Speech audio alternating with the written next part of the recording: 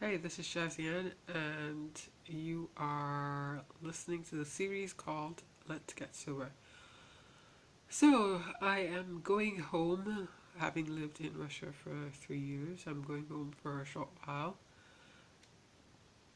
and I'm really happy about it because I haven't seen my family for 3 years, and I haven't spoken to them much. One, because the internet at home is bad, so it's difficult having a WhatsApp conversation or Skype conversation, conversation over Skype, whatever.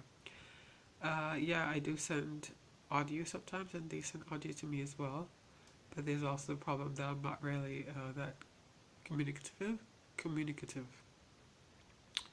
Yeah, I don't really speak to people unless I have something specific to talk to them about. You know, yeah. Anyway, so I'm going home, and I am happy, but I'm also sad at the moment I'm packing, and because it's my first time going home, it's my first time really throwing away things. Like the first time when I was in Krasnoyarsk and I had to move, I gave away like some of my notebooks and a dictionary, I think, and stuff and other things. But I didn't throw anything that was useful away. I only threw away garbage.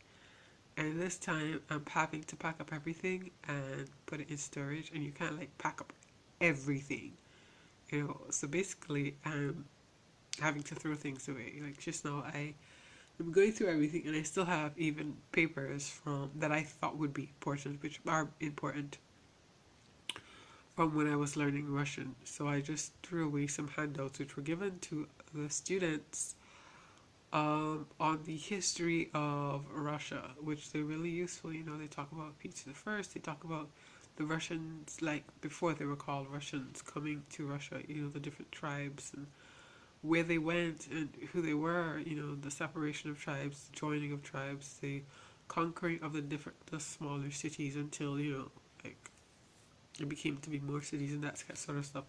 So it's important things, and one of the reasons why it's important to me is because at that time I didn't speak a lot of Russian, and now my Russian is better, so I possibly could read it. But will I have enough time to read it? No.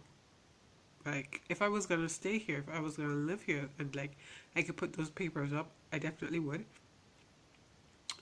Because then I knew I would be reading it after I'm done my studies. Like, yeah. But during my study period, I can't. I most definitely cannot. Why can't I? Well, I've already looked at my reading list for one subject, and we have, I don't know, let's say about 20 books to read. That sounds like that sounds like a little bit, but it's not, because like I started reading, or rather listening to. I started listening to one of the books like last week, and I'm like, wait, this recording, it's on YouTube, by the way. I'm reading Anna Karenina, and I'm like, this thing says part one of eight, but it's 5 hours long. And I'm like, what? But then, yeah, there are eight parts, and almost all of the parts are about 5 hours long. So that's 5 hours times eight. That's 40. That's 40 hours of listening to a book. Yeah, and the lady isn't reading slowly either. So that's a lot. And times that by 20, yeah, that's a lot of reading. So, and that's only for one subject. And I do expect to be doing better. Anyway, that's not the point.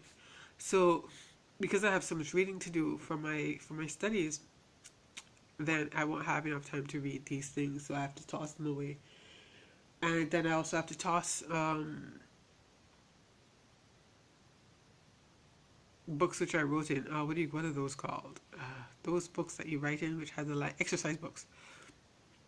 So I have all of my exercise books from my first year, from my second year, and I know it seems ridiculous, but what I'm doing when I'm throwing away these books, why it hurts so much, is because I'm throwing away memories. Like, a lot of people just take photos and they look at photos and it's like, oh yeah, I was there.